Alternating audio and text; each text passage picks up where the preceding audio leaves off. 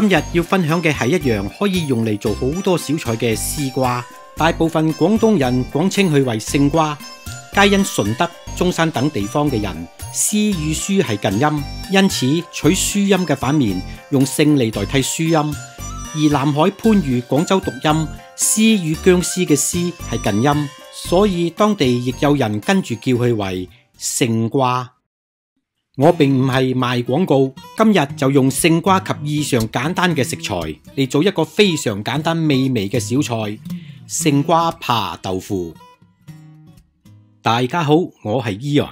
首先準備一個大細適中嘅兜，將佢包上保鮮紙，包得好唔好冇問題，過程唔重要，只要結果。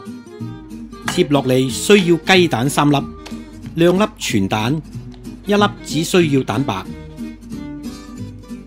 然後1/3茶匙鹽，再將雞蛋打散均勻，千祈唔好打到去嘔白泡。加入250毫升無糖豆奶，將蛋液同豆奶混合均勻，然後用篩過濾，將佢封上保鮮紙，避免蒸汽水倒流。開鑊將水煲滾，然後落鑊冚上煲蓋，用大火隔水蒸佢7分鐘，然後熄火，再用餘溫焗佢5分鐘。咁樣一份香滑嘅自製豆腐就完成啦。點解個兜要包上保鮮紙？就係豆腐蒸好之後可以輕易咁攞出嚟。將豆腐攞出嚟攤涼之後，改成自己喜歡嘅大細，切嘅形狀要方要長，任君處置。接落嚟將勝瓜批皮，啲皮唔好完全將佢批晒，剩餘少許嘅皮，等勝瓜食起嚟嘅時候，口感更加豐富，賣相更加脆綠。用斜刀或者係用滾刀切開一件件，切好之後放入清水浸泡，避免勝瓜產生氧化反應。我哋要用到嘅係80克嘅白松菇，將佢根嘅部位切去，可以將菇放入淡鹽水入邊沖一沖，將殘留喺菇表面嘅塵去除，然後撈起嚟就可以烹調，咁樣食起嚟會比較安心。接落嚟準備湯汁，100毫升雞湯，1茶匙生抽，混合均勻。準備8至10粒嘅蒜頭，冷鑊落油，放入蒜頭，俾啲耐性，用中火等佢慢慢升溫，半煎炸至金黃色，千祈唔好煎炸過火，否則煮出嚟嘅效果會影響食材有苦澀味。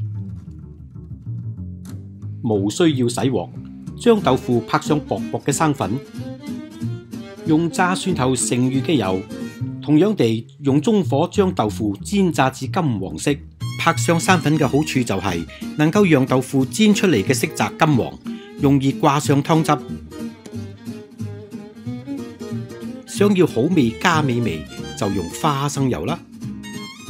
將鑊燒熱，半湯匙花生油，然後再放入炸蒜頭，輕輕咁炒一炒，再加入勝瓜一齊翻炒。勝瓜經過翻炒之後，會減少草青味，味道會比想象中更加優秀。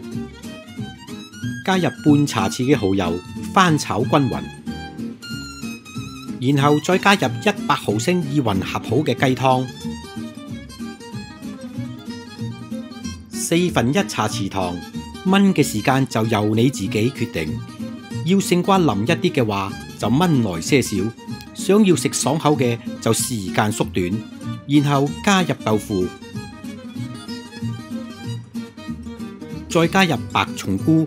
白松菇唔需要燜太耐，20-30秒就已經綽綽有餘。